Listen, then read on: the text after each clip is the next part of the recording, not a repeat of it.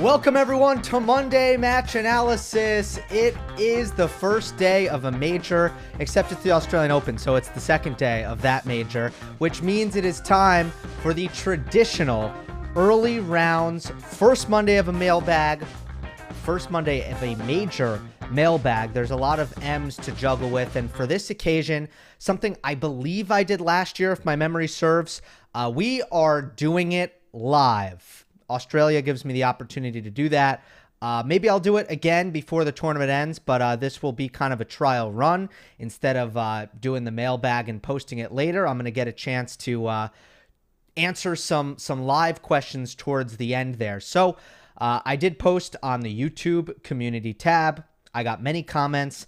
Another thing that I'm going to do differently this time around is I am going to scroll through the comments live, and so I haven't gone through the comments and selected them beforehand. So you'll see what I mean in a moment here.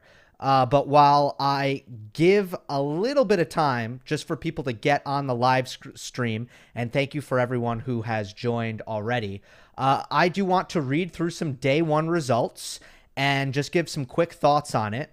Nadal over Draper is the match that I covered in the form of a post-match video. And, I thought that Draper's body, his physicality didn't really give him a chance to compete in the match. I thought that was fairly obvious. And in that respect, Draper kind of knows what he needs to improve moving forward. For Nadal, there were flashes where things looked good. The first set was his best serving set of the season. It really trailed off from there. And while his forehand was in control of the match in spurts, in flashes, there were moments where it was also really, really bad. So I still feel that Nadal's confidence at this time is a little bit wounded and that he'll need to play a higher level on a more consistent basis moving forward. Iga Swiatek got through a tough first-round draw in Jule Niemeyer. Niemeyer gave her trouble at the U.S. Open. Iga gets through 6-4, 7-5. In the night session, I didn't watch this one, but how about Medvedev over Giron in an hour, 36 minutes? That is an absolute beatdown. Coco Gauff beat Siniakova. Sakari beat Yuan. On Margaret Court Arena, Hurkacz over Pedro Martinez. Now that Hurkacz-Sonego match is set up for the second round, which is one I have circled. I think if Hubie gets through that one, and I think that's a big if, he could be off to the running. He's got some good matchups in that quarter, and obviously Medvedev does not want to see him. Pegula rolled over Christian. Azarenka over Kenin. Tsitsipas beat Alice in 3 sets. Remember, that was one in the preview that I was nervous for from a Tsitsipas perspective because Alice brings a pretty booming serve, but Stefanos broke serve in both the first and the second set and had no issues. That's a really great sign. And now I'm feeling pretty good, especially good, about my very optimistic prediction for Tsitsipas pre-tournament. Do we want to run through any others? Oh, Sinner over Edmund. Unfortunately, Edmund just did not look good in that match. He is not playing a top 100 level in my estimation, just based off of what I saw in that first round match at John Cain Arena. He opened things off there. Felix Pospisil, that was tight. Pospisil won the first set 6-1. I watched a lot of the second set, which FAA had to withstand the pressure, and there was quite a bit of pressure in that second set, trying to not fall down 2-0 against, Vasek, who is moving pretty well and playing some good ball. So Felix gets through. Positive stuff for him. Altmaier put up a really good fight over Tiafoe. Tiafoe 1-4. Norrie over Luka Von Osh, no problem. Danielle Collins and Kalinskaya. That was probably the match of the day. That was really, really high quality. I still love the way Collins competes. And ultimately, her aggressive returning kind of put the match on her racket. She came through at the end of the third set with some big returns. That was a great match. Collins seems to be battling through some physical stuff, but battling well through that physical stuff because she fights like an animal. Raducanu looked really good against Korpach. Shapovalov, 4 sets over Lajovic. Lajovic faded physically by the end of there, but, I actually thought that was going to be more straightforward than Shapo than it ended up being. Molchan beat Stan in 5. I didn't catch that one. All right, that's about it. Good 5-setter between John Millman and Marc-Andre Hussler. Electric crowd on court 3. Millman won that one. And there's one more I wanted to talk about. I was really enjoying the Wu match. One of the few upsets over a seeded player on the men's side was Lloyd Harris over Lorenzo Musetti. So that's an upset alert that panned out with Harris. Again, just kind of building up some momentum here. It's probably going to be a bounce back 2023 season for Harris. He had to have wrist surgery last year. So that's a really big result for him to start the season. And Musetti on the quick hard courts in the majors hasn't always been easy for him. Although he did pick up a couple of wins at the U.S. Open last year. I was telling you about the Wu match. Wu against Mute. That I made a video earlier about luck coming into play, and that was an example of a match being on a razor's edge, and a net cord kind of ruins the match point, where it was 6-5 deuce. Add in this case. Add in Mute serving, and the net cord messed up that match point. It really felt like it could have gone either way there. All right, so that's enough of that. I think I've given everybody plenty of time to come join the live stream. Thank you for everybody who has. And as for the live chat, the Coric match, someone's pointing out. Yeah, Lehechka straight sets over Coric. Big one. Thank you for reminding me of that, Ira, in the live chat. See, it's the benefit of being live. That's a big one. I had, Lehechka as a dark horse because he's really, really solid. I didn't catch much of the match, to be honest with you, but I have some skepticism of Coric, and that's why I did not have an optimistic prediction for him. He just needs to show me a little bit more outside of that awesome and incredible week in Cincinnati. And Coric has proven that he's a top 20 player. He really has. He career high 13 in 2018. Now, after 2018, the forehand started to really give him trouble, and he was also struggling to stay healthy. So it wasn't moving in the right direction for Coric. Then he had the really, really awful shoulder injury. Before, it was mostly back stuff. And now, on this comeback, I think it's very clear that Coric is going to be in the mix again. But some people were commenting on my top 10 video that Coric should have been in there. He hasn't really shown me that yet. I can't really go there for Borna Coric at this time. So I didn't watch the match. I'm not going to really delve into it, and it's unfair for me to make sweeping claims about it. But it's not a result that is completely shocking to me, because I'm not sold right now on Coric being a top 15 player at this time.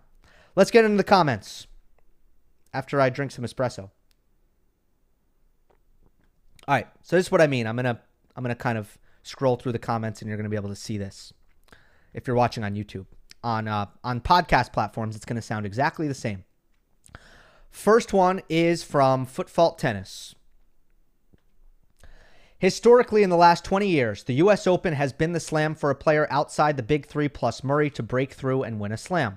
Once Rafa and Nole retire, what slams do you see taking over this role? Perhaps all of them. And which do you see as being continually dominated by just a handful of players?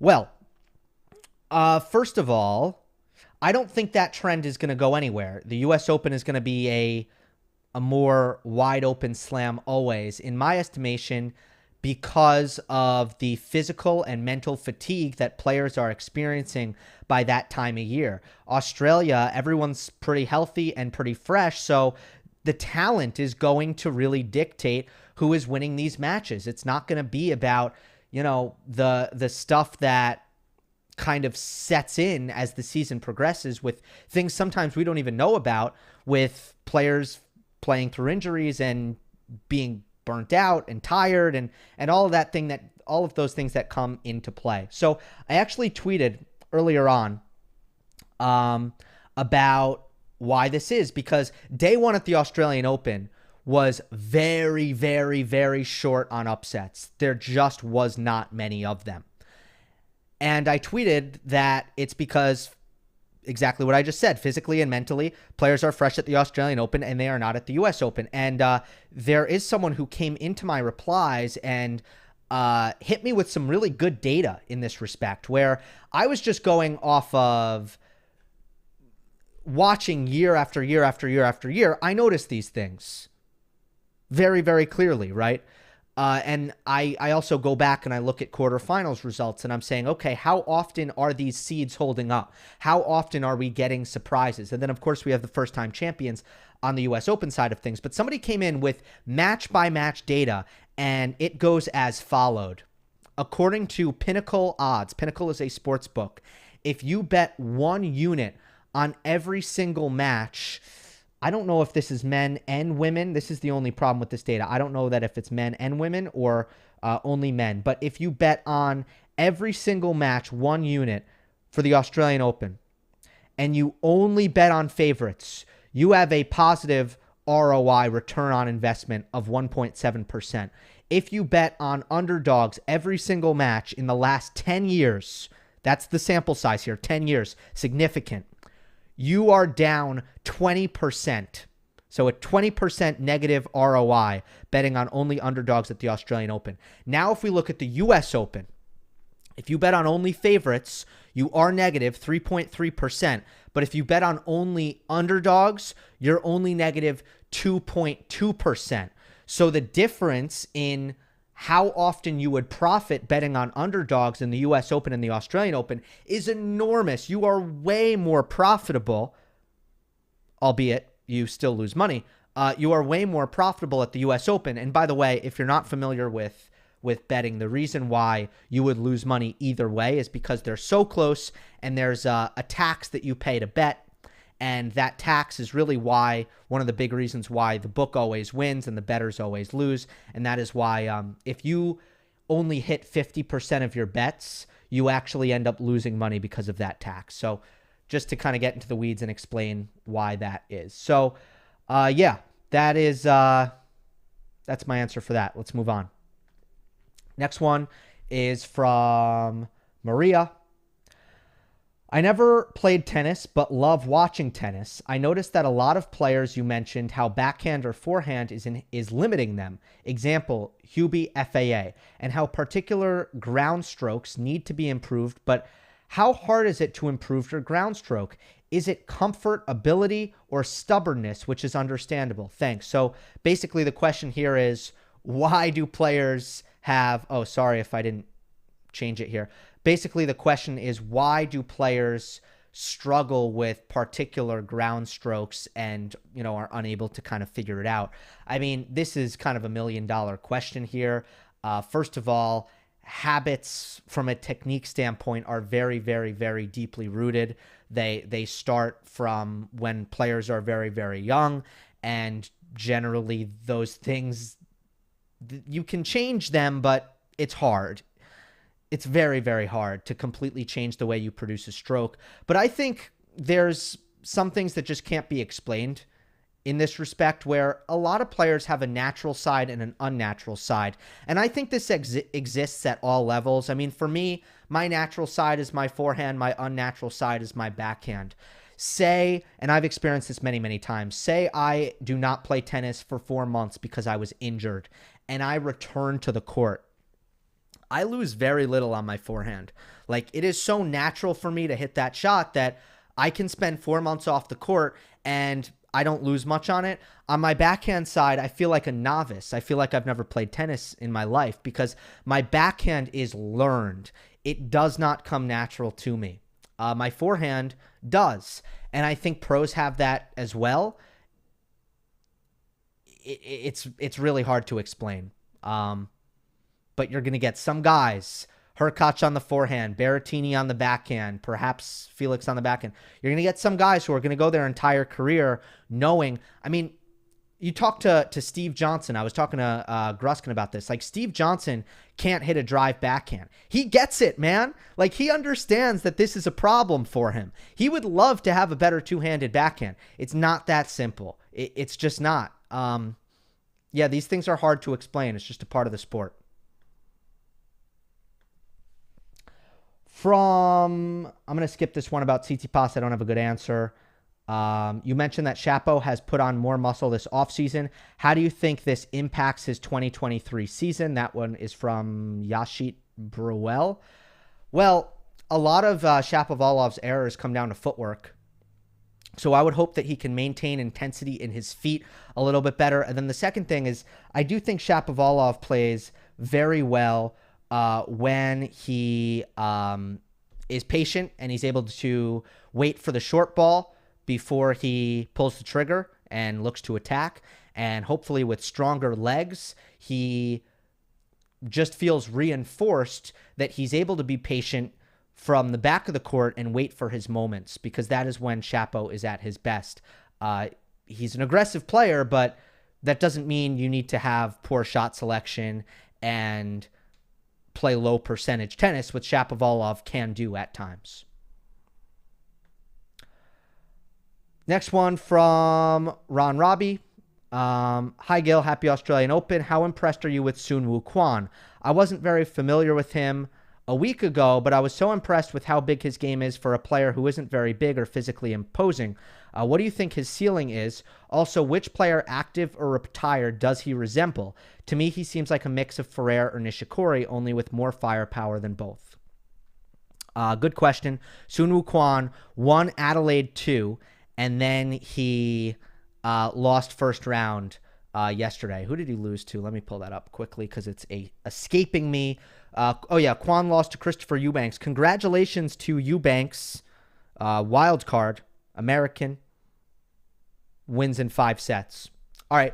Kwon, I don't think he's like Ferrer and Schwartzman at all, to be completely honest with you. I would compare him to Fognini, if anyone, because you're right. Your observations are correct. He does have more firepower than Ferrer and Schwartzman, but the firepower is actually what he relies on. He is an aggressive player. He does not want to dig in physically and grind. It's not what he does. He, his serve for 5'11" is enormous. He can average high 1-teens on the first serve, and that's the most impressive thing about Kwon. Ultimately, though, I do have some doubts, some suspicions about really how far he can go in his career, just because it is not really a very reliable package that he brings to the court. I mean, I've seen him get hot and be, pretty overwhelming. I mean, it's his second title. He won Nur Sultan in 2021 as well. So that's pretty good to have 2 titles, but the week-to-week consistency isn't really there. And that's because his play style is not one that you often see really have. It's not a normal tried and true play style that normally has success. If you're 5'11" and you don't want to play long rallies, it's hard to have success that way. It just is. But, Kwon's a good player, but I don't see him as a top 20 guy, and perhaps, borderline top 30 is where I kind of see him right now. Next one, this was the top liked comment. It got 17 likes from Alex. Why isn't there a single platform where you can watch all of pro tennis, including slams, WTA, and ATP tournaments? I feel like the fragmentation makes the sport harder to follow than it needs to be. Well, the reason is very simple. The reason why the viewing of tennis is fragmented is because the rights holding of tennis is fragmented. The slams all own the rights to their own product. So there's 4 organizations right there, separate. Then you have the ATP owning the rights to some of their stuff, and the WTA owning the rights to some of their stuff. And And some of it I don't quite understand, to be honest. I need to have a conversation with some people about, like, when Tennis Australia puts on an event, it seems like it's actually Tennis Australia that has the rights. There are some things that I don't even understand about it, but I do know that it is fragmented. And in terms of that inhibiting the ability for fans to get engaged with the sport, I mean, I think the biggest thing is accessibility, right? I think that fans are okay having to go to different places to watch, but are these platforms being promoted properly? And quite frankly, are they accessible? Like, I actually think that a platform like YouTube, basically some of these internet platforms will probably get involved here, if I were to guess, in tennis rights. I know that Amazon Prime in the UK has been involved. And, that could go one of two ways. That could bury the sport at times if things are behind a paywall. Very hard for people to get behind a paywall if they're unfamiliar. And then also in TV, you have that kind of dynamic of kind of flipping channels and stumbling upon the sport. But I don't actually think that happens anymore in modern media. I think that's a relic of the past. I don't think you get a lot of that. So I think it's okay that tennis has kind of moved to streaming at times. But, I mean, it's something to track and it's something to focus on. I know that I did not give a very well-synthesized answer to that question, but the fact is that's an enormous question. And, I mean, there's so many different angles to take at that. It's pretty overwhelming, honestly. But, yeah, in the U.S., I think the fact that there's a channel dedicated to tennis, which is Tennis Channel, I think that's quite a good thing for tennis fans. Not to say that Tennis Channel can't do some things better. Obviously I'm not saying that, but I think the fact that there is a channel dedicated to tennis year round is really, really good in the U.S., but I know that not everybody, most countries do not have that. Let me just check on the chat here real quick. As far as the live chat goes, if you leave, you are under no obligation to leave a super chat, but if you do, I will make sure to answer it. So I do have one here from Racket Talk.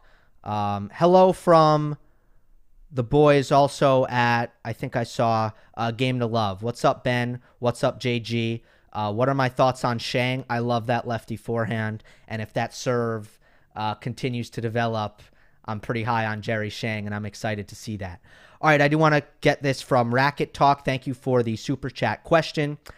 The question is, in your 2023 rankings prediction video, you said Medi will be above Tsitsipas 4 versus 5. Is this mainly because you trust Medi more mentally? Tough choice, though, between the two for 4. Wait, between the two. Oh, for 4 and 5. Yeah, I mean, you hit the nail on the head. When I'm predicting one player at 4 and one player at 5, it pretty much means I think they're the same. That's kind of what it means. But ultimately, why did I go Medvedev above Tsitsipas? It's because I was concerned about some of the things I saw from Tsitsipas mentally last year. I mean, there's some good arguments for Stefanos over Medvedev, though. I would say that he is more surface versatile than Medvedev. And in the head-to-head, as you saw if you watched my prediction video, I feel really good about the way Tsitsipas has started to play Medvedev head-to-head. There's a history of consistency, though, for Medvedev, especially at hardcourt Masters 1000s events, that Tsitsipas just has not shown. Like, I have seen year after year after year up until 2022, I've seen Medvedev really rack up big titles. Not slams, but big titles. I've never seen that from Tsitsipas. Like, the fact that he's only won 2 Masters, both of them are Monte Carlo, that's probably why I go with the Daniil Medvedev over Tsitsipas, because Daniil has shown already a lot more.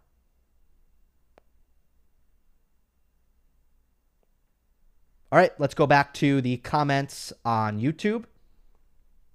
Again, if you leave a super chat, I will get to it. I'll also try to get to some. Last 10 minutes of this thing, I will go to the chat, and I will try to get to some. Hey, Gil, based off what you watched last year, can you rank the 10 best returners on the ATP Tour in 2022? I'm curious how your view compares to the return stats and important nuances those stats don't capture. That comes from Angry Bird Star. I think what this comment is referring to is the fact that sometimes the players who win the most return points aren't actually the best returners, because the return of serve is one shot. Return of serve points are entire points. So sometimes there's a disparity there. So let's look at return points won percentage. Let's take a look at the stats in 2022. Schwartzman led the tour. Man, that's surprising because obviously he had such a bad year. I mean, his serve was so bad last year. So bad. So it was Schwartzman. I mean, Schwartzman's obviously a top 10 returner. Nadal is second. He's a top 10 returner. Alcaraz was third. There's an argument to be made that Alcaraz is a little bit high statistically and that his return of serve is really not that good. But because of his movement and his defense, he's able to kind of make up for that stuff and come back from behind, because I've seen big servers trouble Alcaraz very, very often. And there's also been matches where I've been frustrated with how few returns Alcaraz is putting in the court, back into the court. So Djokovic is fourth. Yeah. Obviously, he's a top 3 return, so that's pretty close. De Minaur is fifth. Alex de Minaur. Yeah, he's a really good returner. Really, really good. Cerundolo's fifth? No. See, that's wrong. That has a lot to do with really playing awesome on clay, playing more matches on clay, and slow hard courts. You know, Sunshine Double, Cerundolo was good. Miami, he was good. And that just seems too high. Bautista Agut is sixth.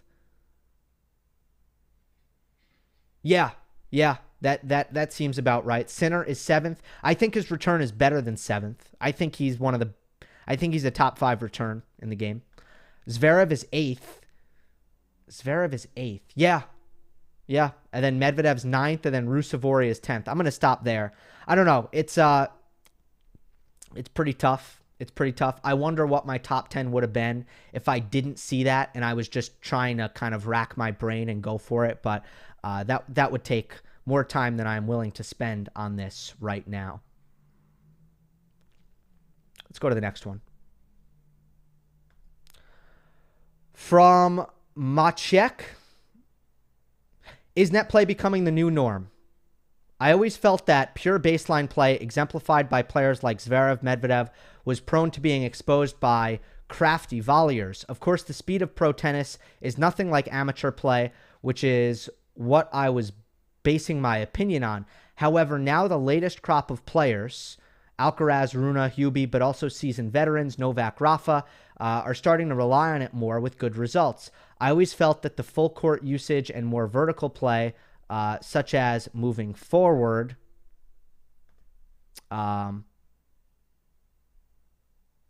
was lacking from pro tennis. Do you think volleys will become a must for upcoming players, or is it possible that a pure baseliner consistently beats Carlitos? Yeah, I've covered this before, but net play, it will come back from where it was at in the 2010s, where it started to really drift away from the game. It will come back because the defense got too good, the movement got too good, and from a court position perspective, it just is moving further and further and further back. That has a lot to do with string technology and how big and strong the athletes have gotten. So players can both attack from the back of the court, from further back.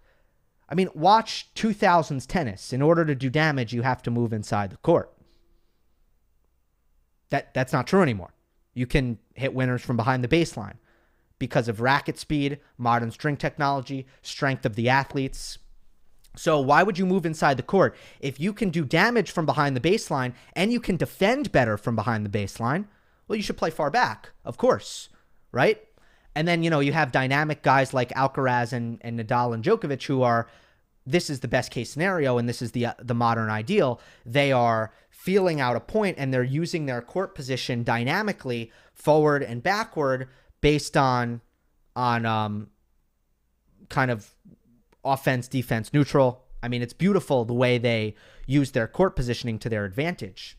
But in general, yeah, I mean,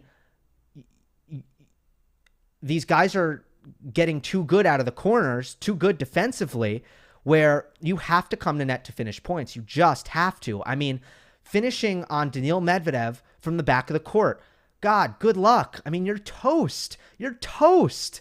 So that has been figured out, and you've seen the best net players in the world find that solution and feel that out, and your Tsitsipas and Kyrgios and Djokovic and Nadal, they are beating Daniil Medvedev because they're doing what they got to do in that respect.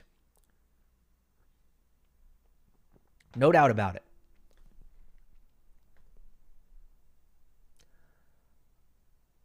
Skip this one. I'm not going to read all of them now. I'm going to skip some. I like this one from Ayush. Hi, Gill. Any difference between Australian and U.S. Open hard courts behavior in terms of bounce speed or any other factor? Because Nadal won 4 U.S. Opens, just 2 Australian Opens, while Novak, it's the opposite. Can't attribute this to mere chance. There must be some backup to it. Do you feel that way? Well, I think there's a combination. First of all, Nadal, over the span of Nadal and Djokovic's careers, the U.S. Open and the Australian Open surface has changed continuously. I mean, we're talking about, and I can't run through it, and quite frankly, I can't even, I would have to go back and do a little bit of research because it's changed so many times. Even the manufacturer has changed, but it's mostly not speed. I mean, generally what happened, like if you read Nadal's biography, which came out, I think around like 2013, he was saying about how quick the U.S. Open was when he first came up, 2005 to 2010, and the Australian Open was a lot slower for him, and it helped him. Then the U.S. Open got way slower, way slower than the Australian Open. Talking about the late 2010s, U.S. Open got real slow, and now they're both pretty quick. A lot of it is finals luck, though. Like Nadal at the Australian Open, he has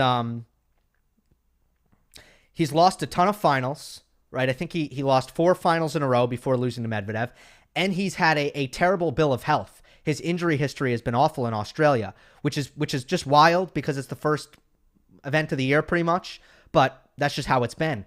Where Djokovic has had a lot more misfortune in New York. You look at 2020, big lost opportunity, that shoulder injury against Stan that he had,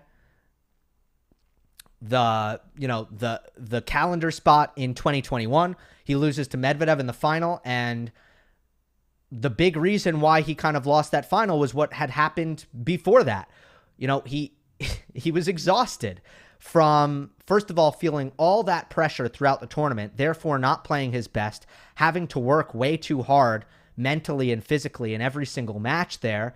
And by the finals, he's toast, but it was also an Olympic year, and, he had to play after Wimbledon. That was mentally draining. I mean, it was a disaster. So, you go through the history and you start to make sense of things, but I don't think, right now, I think both are fast. So there's not much to it.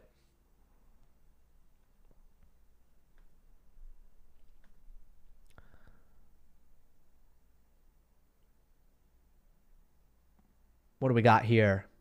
Let's go to Thankos, who's a member. Thank you for being a member. I was wondering if you could go more in depth on why you picked Medvedev to defeat Nadal in the quarters. I'm all for it. I'm a big Medvedev fan, but I just don't see it happening, assuming the matchup actually happens. So sometimes I'm not picking based on, head-to-head X's and O's. Sometimes I'm picking based off of level, and I'm keeping it very simple. And my mindset going into the tournament, and Nadal's round 1 match over Draper only confirmed this viewpoint. My mindset is that Nadal will likely be capable of very, very good tennis at this year's Australian Open. But I just did not before the tournament and still do not see him getting to a point where he is capable of championship level tennis, which means that physically he's strong enough, and from a confidence standpoint, he is secure enough where in the biggest moments against the opponents who are good enough to push him into high pressure, high leverage situations, Nadal is going to be able to come up with the goods and execute offensive tennis. Because he can no longer do what he used to do early in his career, which is when things get really, really tight, just kind of lean on the legs and his movement and kind of become a wall. He can't do that anymore. So the reason why I have Nadal I had him beating Draper, beating Brandon Nakashima. It's going to end up being Mackie McDonald. Ultimately beating Francis Tiafoe is because I think Nadal can get to a good enough level to beat those level of players. Daniil Medvedev, I believe, is another story. I think you have to play championship level tennis to beat Daniil Medvedev here at this Australian Open. That's the level that I'm assuming Medvedev to be at for this 2 weeks, and I just don't think Nadal will have that in him. I also am worried about Rafa having to work very, very hard each and every match because of his draw and being a little bit burnt out come the quarterfinals. And if you want history to kind of look to, I would look at Australian Open 2021, where Rafa came in, I thought, pretty out of shape because he had a back injury. He had to pull out of ATP Cup. He was not in good shape coming into the Australian Open. And he was good enough to reach the quarterfinals, and he actually looked very good. Now he got a good draw. Then he ran up against Stefanos Tsitsipas, won the first 2 sets, and collapsed physically. And Tsitsipas came back to beat Rafa. That's what I have in mind. I could see something very similar to that happening, where Nadal's good enough to beat these guys until Medvedev. It has nothing to do with the matchup, which I think, generally speaking, Nadal knows how to beat Medvedev. Like, he does. It's a good head-to-head for Nadal. Hi, Gill. Every year we have sportsmanship awards in tennis. If you were to give a top 3 most sporting and top 3 most disrespectful, what would they be? So I hate the sportsmanship award. Despise it. I think it's so stupid that people get worked up about it, about who wins and who doesn't. I don't know. I mean, come on. Like, it's a tie, all right? Like, there are many tennis players who have excellent sportsmanship, and they are all tied for good sportsmanship. I can't say who's number 1 in the world in freaking sportsmanship. Who's most disrespectful? I can do that, though. Ostapenko.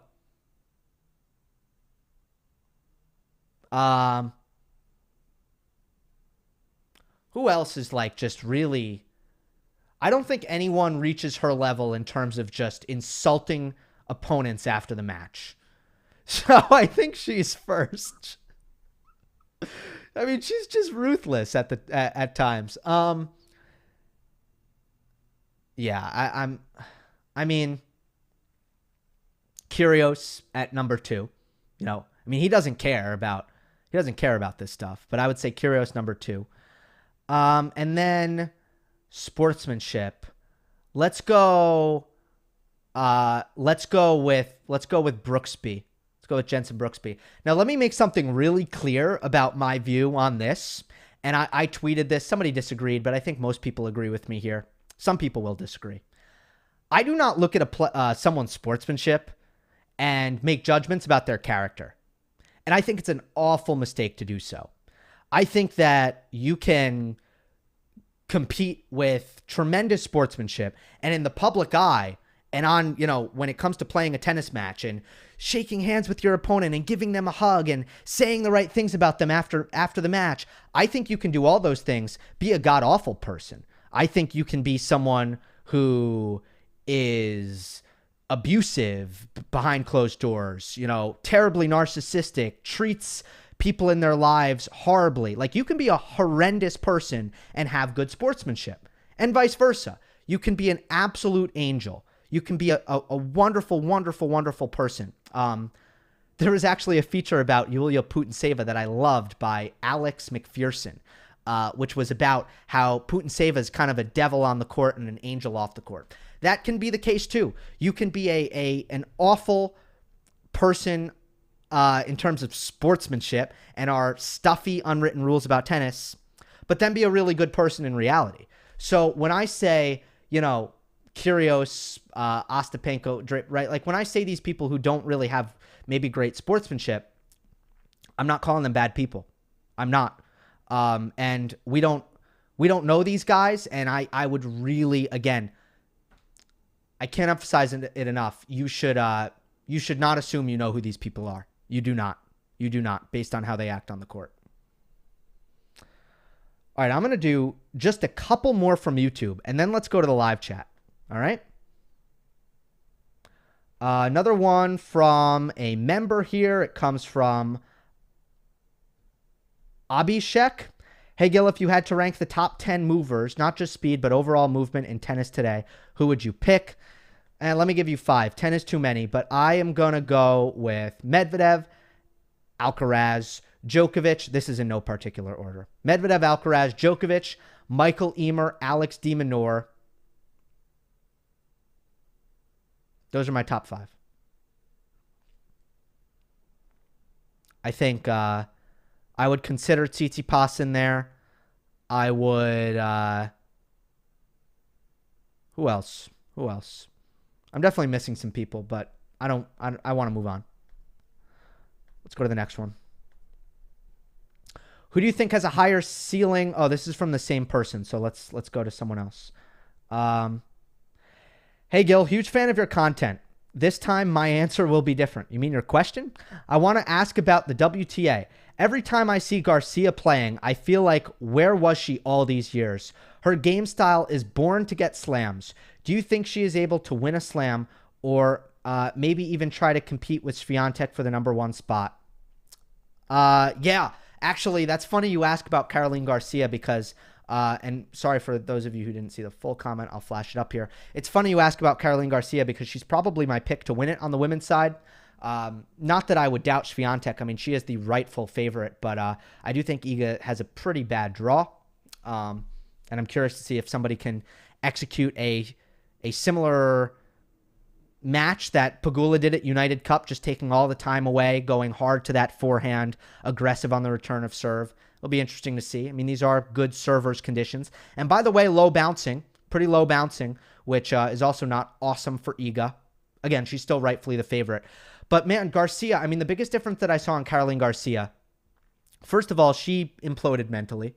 Everybody knows that. She's the first to admit that. She couldn't handle the expectations that came with her swift rise to number 4 in the world way back when. I think it was 2018? But if you watch Caroline Garcia when she was really, really struggling, she was not charging the net to this extent. She was not using her volleys. She was still a very aggressive player, but she was an error machine because she was trying to finish from the back of the court. Her shot selection was untenable. You know, it was just so aggressive. It was so recklessly offensive. And she didn't make balls, and she didn't put returns in the court. And now she's gone from someone who looks to be offensive with her power, and she's become someone who is not offensive because of power. She's offensive because she takes away time and because she's the best volleyer in the world in singles. You can talk to me about doubles and what Katerina Siniakova does in doubles or what Coco Gauff does in doubles. That's a totally different kind of volleying. In singles, gimme Garcia. I think she's the best volleyer on the WTA Tour. She also does a good job of exploiting the kind of attackable second serves that you often see on the WTA Tour. Now, a lot of players try to do that, but the way Garcia tries to use time to her advantage, and the fact that she's not uncomfortable hitting returns from no man's land, which I will put in air quotes, because she's very much willing to just come in behind her return.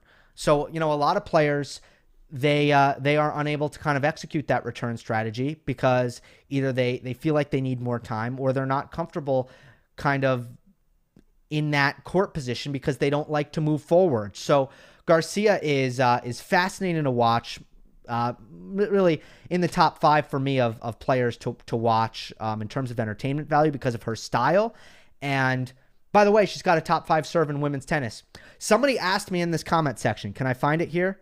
Can I find it? Who asked me this? I'll keep scrolling. Somebody asked me top 5 serves in women's tennis. And I believe that there's kind of a big 5. All right, I'm not going to keep looking for it. My software isn't that good for doing this because it's very hard for me to see the text. Anyway, I think there's a clear big 5 in women's tennis with serving. Osaka, Rybakina, Garcia, Samsonova, and Zheng Xinwen, the young Chinese player.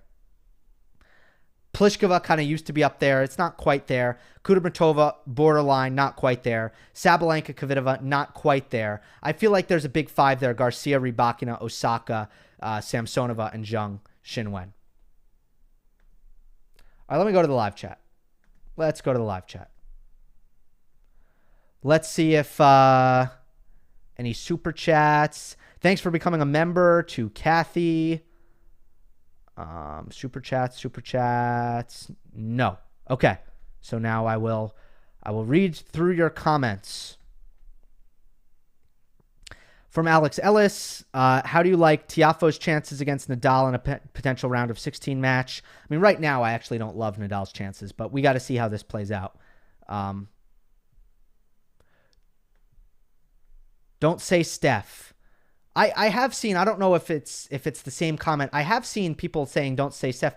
I hear tons of people saying Steph, like everybody. I'm hardly the only one. I don't think that I think I've heard Stefanos say it. I think I have. So I feel like I don't think that's like a westernized thing.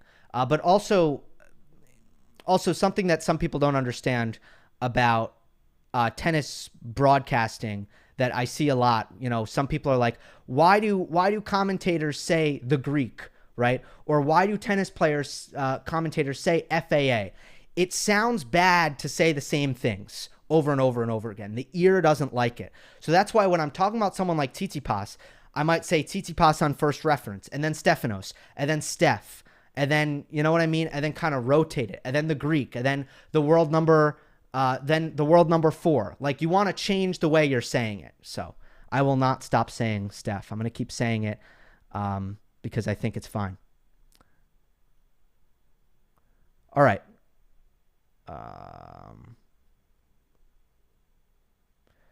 Rublev, this is from David. Yeah, Rublev team is coming up. First up, I'm very excited to see that. Hi H asked, court is, or he didn't ask, he said court is slower this year in Australia. It seems a little bit deader, not quite as lively. The bounce doesn't seem quite as lively. Something to watch.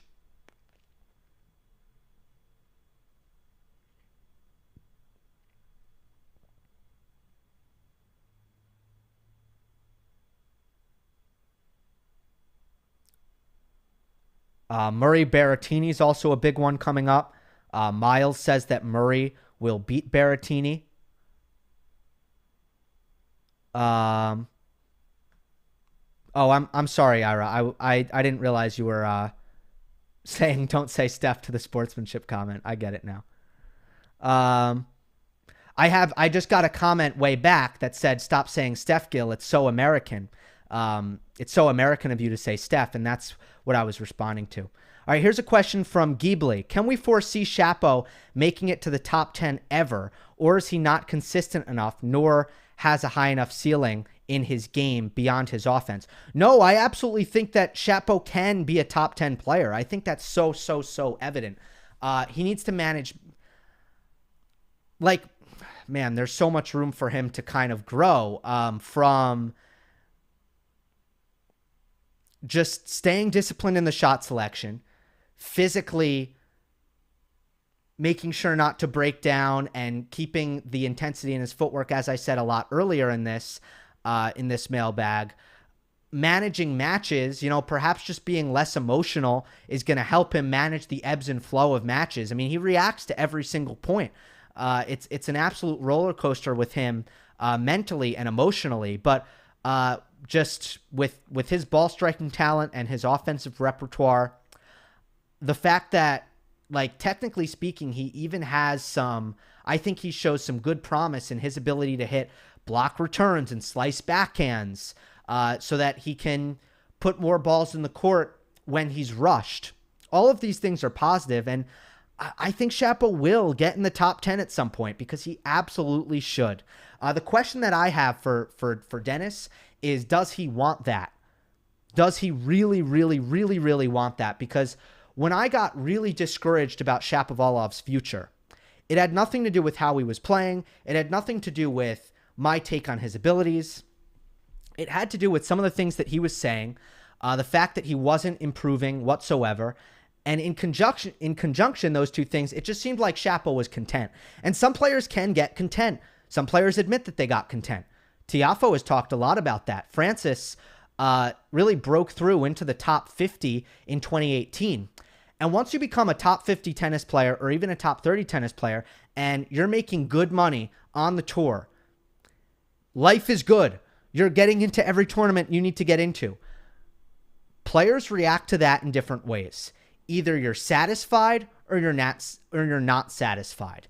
And when Shapovalov made the Wimbledon semifinal and was horrible the rest of the year after making the Wimbledon semifinal, and he was asked what happened, he said, like, yeah, I kind of felt like I peaked for the year and I just had a let off. Like, basically he said, I lost motivation because I had that huge result and I felt satisfied. You can't get fat and happy. And I mean, you can, but it's going to really hurt your career. And that's the kind of thing that I've heard from Shapovalov at times that has been really concerning. So is Shapovalov, as a top 20 player, just based off of his abilities, is he going to be like, that's not good enough, I have to get better? Or is he going to be like, I'm good, I'm cool, this is great, everything's fine? That's going to really determine, to me, in my estimation, what the future is for him. From Jack, thank you for the super chat. Ball kids with nets, yay or nay, based on your experience as a ball boy? No, screw nets. I mean, I wish at the U.S. Open we still had the ball kids throwing it from the back of the court. Ball people, I should say. You shouldn't need nets. I mean, I understand that it makes it more inclusive. Like, if you're less athletic, you can still get the feeling of being a ball person.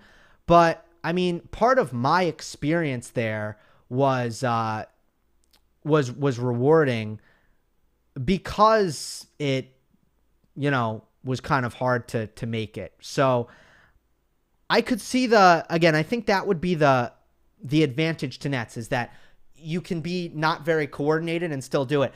People underestimate how hard it is. And look, I'm not saying I'm a Navy SEAL here. I'm just saying that there are a lot of regular civilians out there who can't run at full speed and pick up a tennis ball off of the court without really messing up.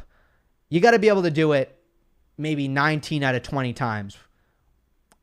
You can mess up maybe 1 in 20 times. You got to pretty much be able to do it every time, or it's a problem. You'd be surprised like how many people can't do that, whether their fingers aren't nimble enough, whether they're just not really comfortable kind of bending down after being in that full sprint. It could be a lot of things, but it can be kind of hard. And I don't think, I think that's fine. By the way, Nets don't look good. Huh? They don't look very good. I don't like the aesthetic. Am I elitist? Was that an elitist opinion? Maybe. I don't know. From K Kuhn and Co. Thank you for the super chat. Hi, Gill. Consuming your content here. Thank you for that. You clearly are. Let's say Nadal wins AO. How would you assess Djokovic's situation if that happens in terms of history? I mean, look, this slam race is important, man. This slam race is important. And,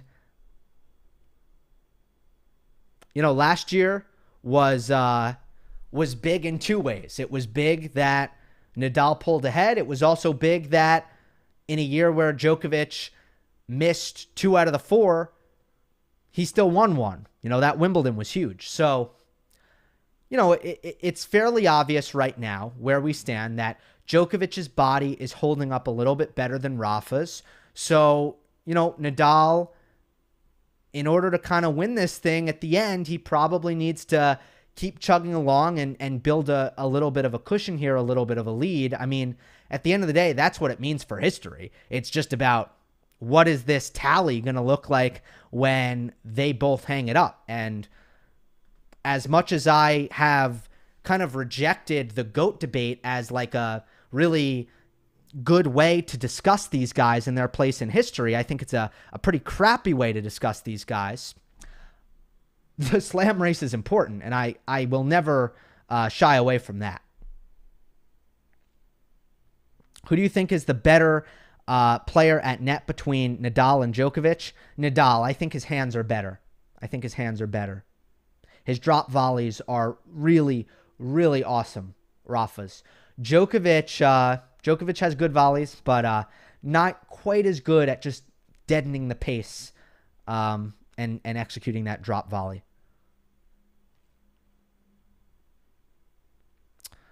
Do you think Marton Fucsovics is a bit of an underachiever? Not at all. Not at all. I mean, he's gotten himself in the best shape possible.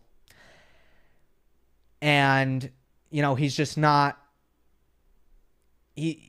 Especially on the forehand side, his timing isn't great. He isn't the cleanest ball striker, but mentally he's very strong.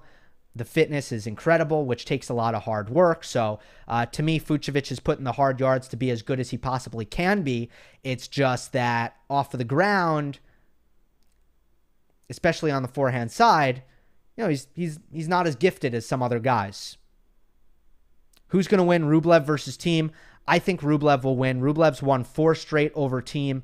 The way he takes time away, hugs the baseline, kind of pushes Thiem back. It just doesn't look like Domi is comfortable with how little time he has when he's facing Rublev. Yeah, big win for Lloyd Harris. Some of you guys in the comments are talking about that. I'm very high on Pegula for the title. Your thoughts? That's from Pia. Did I miss a super chat? Let me answer this first, and then I'll go back. Pegula, man, I mean, the knock on Pegula is that she can't beat the top guns, right? That she's a quarterfinal machine, a semifinal machine, but, she just can't finish her runs. I mean, that win at the United Cup, that's a big deal for her. And let's see how she does, because she's been really good in Australia. Yeah, I did see that pic of Fucsovics after the match. Absolutely insane how jacked he is, huh? All right. Apparently, I missed a super chat from South Nicosia. So let me go back here. Oh, here it is. I posted in the YouTube community tab for gender pay gap. Why didn't you copy paste it here, though? I don't know what the question is. All right, I'll give you an answer here, and then I'll end on this. Even though I don't know what your question is, I'm going to try to guess what you were asking and still answer. There's been a lot of talk about pay here, pay gap. And there was a really big piece in ESPN about, good piece in ESPN about how lower ranked players, kind of painting the picture of how difficult it is for them to make a living on the circuit. It was a good piece. I recommend you read it. It was from Darcy Main, ESPN. But I will say this. I think that the discourse around players getting paid is oftentimes pretty off here. What's very important in terms of distribution is that the players are being offered a fair cut. And unfortunately, too much of the conversation is about the fact that the players aren't being paid as much as they want to be paid, or perhaps should be paid relative to other sports. Talking about lower ranked players especially. And I'll bring this to women. I'll try to bring this to women as best I can. There's not enough talk about revenue generation. That is really, really important. At the lower levels of tennis, how can we generate more revenue at that level of tennis? That's the solution that needs to be looked for. That's what we need to talk about, not how can we distribute the money differently. Because right now, there's very little evidence to me that the money is being disproportionately distributed relative to how much revenue is being generated to the top of the sport. Okay? Very little evidence to me. I think doubles is getting subsidized. I think if you are losing first round on an outer court at a major, you are earning more money than how much revenue you generated for the tournament. I do. I think you're being subsidized. I don't think you're being underpaid there based on how much money you're producing. Now, am I blaming the players for that? No, not necessarily. I am not blaming the players for that. But I do think that needs to be the point of discussion, is what can the tours do? How can the funding be better so that there's resources in marketing, in the broadcast product, in the storytelling, in the distribution of the matches? How can these things be adjusted so that we're maximizing the revenue that challenger level tennis, ITF level tennis is generating? Until that happens, or you can show me that they are not getting a fair cut of the revenue that they are earning. Unless you can show me that, well, then we're talking about the wrong thing here. Noah Rubin had a quote in this ESPN piece that basically said, why don't we take $1 million out of Djokovic's the champion's prize money and put it into qualifying? Yeah, that's great. Okay, I wouldn't be opposed to that. I wouldn't be against that. That would make me feel good because I want these athletes to get paid. But can you prove to me that that's not charity? Can you prove to me that there's a reason for this outside of charity? Oh, I just spilled my water. Hold on. All right, we're going to end the live chat there because I am now concerned about the water. So I am going to get a paper towel, clean this up. This has never happened to me, by the way. And we are going to have to end the live chat. Hope you enjoyed. Don't forget to subscribe. I will see you next time, and I will be right back as I try to end this stream.